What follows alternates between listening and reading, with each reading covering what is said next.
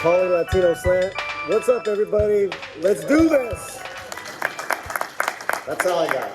That's it. I'm just ready to talk about it.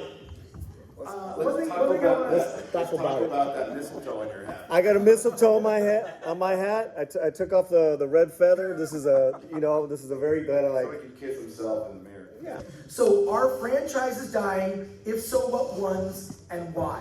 And we'll go down the line with everybody. Yes. Now an example.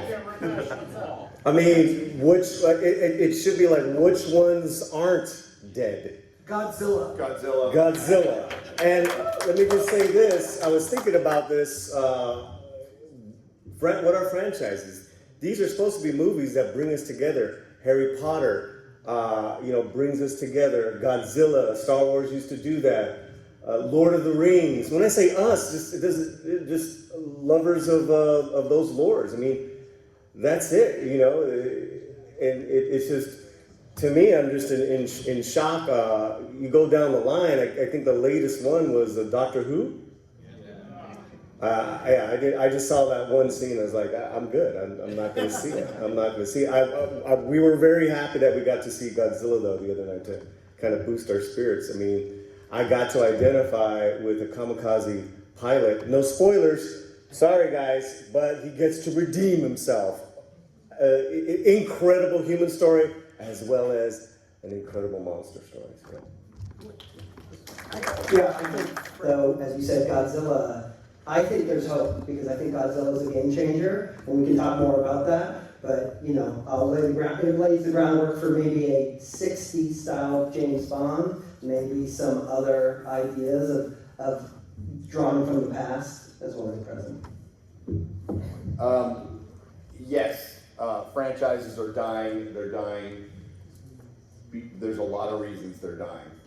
It's corporatism coming in and trying to commodify art, turning art into widgets, and in that they are risk averse, and they brought in a lot of the message, and the message is the foundation of the failure for everything that we have loved for so long that has brought us together, no matter what we believe. I've never been against anybody's ideas. I'm against the idea of being against people's ideas. And when you're starting to weaponize that and weaponize fandom, weaponize the things we love, weaponize our American mythology, our international mythology, our stories that bring us together. Godzilla -1 is a great example of something everybody loves. Yes, the message is the foundation of its failure, and there are many. Things were pretty good 10 years ago. Pretty good movies, we were getting some pretty good TV shows, the comic books were pretty good, and now everything is crap, like literally everything is crap to where we get a $15 million, possibly, Godzilla movie from Japan, and it blows everybody away in its simplicity. It tells a human story, as what's been brought up, and it makes Godzilla a monster. Pretty basic. Great redemption arc in it, you're right. Freaking love that movie, can't wait to see it again. Okay, it works.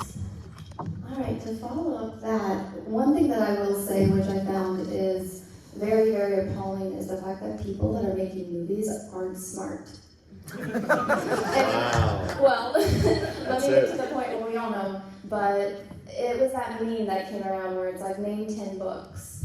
And I was like, why is that a meme? And then I realized, it's because the people that are writing movies, they can't name 10 books that's not Twilight, Harry Potter, or Game of Thrones, and then they don't even know the names of the books in the series, which is extremely alarming. So if you go back in time, there's a reason why I'm not Star Wars girl, I'm wearing a Star Trek uniform.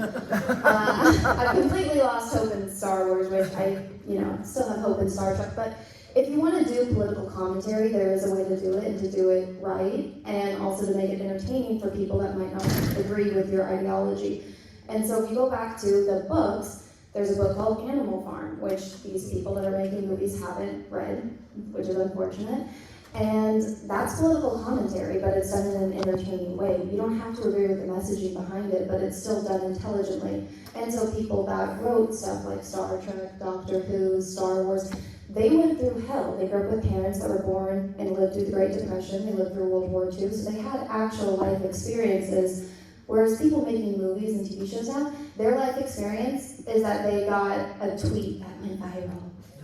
They got misgendered. Somebody said the wrong pronouns. I'm sorry, but that's not life experience. And so somebody where that is their resume, they shouldn't be writing movies because they don't even understand the world that they're living in. And it drives me crazy when I see people, did you guys see the clip that was going viral of the Trill from the new Star Trek Discovery, being like something about getting a surgery? Yes. And it's like, okay, first off, you've never seen Star Trek if that person qualified to become a Trill host, because you have to go through rigorous training and mental tests to even get to be considered for a host for Symbiote. But if you have a gender dysphoria, there's no way in hell you would qualify out of the entire population of Trill to be the host for Symbiote. So why is somebody, which in the Star Trek universe you can get your gender switched, or you can get any kind of surgery you want, you can become a freaking Klingon if you want to. So the fact that that's their hot take for the episode, it just shows that they don't know what the hell they're talking about, and they don't know what they're writing for, and it's absolutely infuriating to me. And it's like, that's your job. You're getting paid millions of dollars to write this show or this movie, and you didn't take the time to like do your homework. And so that, I think, is one of the biggest problems, is the people that are making shit are stupid. And so when somebody points out, hey, you're fucking retarded, they're like, no, it's you, and they respond like a child.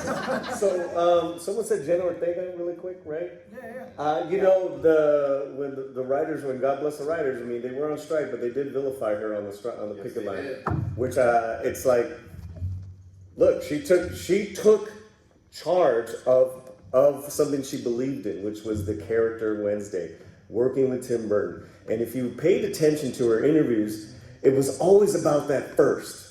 Always about the lore, and then the relationships with the older people that played it. Man, she knew Wednesday to a T, and then, at the end, and there's gonna be some background as far as her ethnicity. That's cool. But, there's not a lot of people like her. And, that's and the latest thing that she did, they say that, she quit Scream because of scheduling conflicts. Listen, that was reported months ago. But as soon as her friend got fired for her beliefs and speaking up, she's like, you know what? I'm out too. So, there's not a lot of those base actors that are out there that are putting up. We got cut off. That are speaking their minds, but they are out there. So yeah, support Jenna.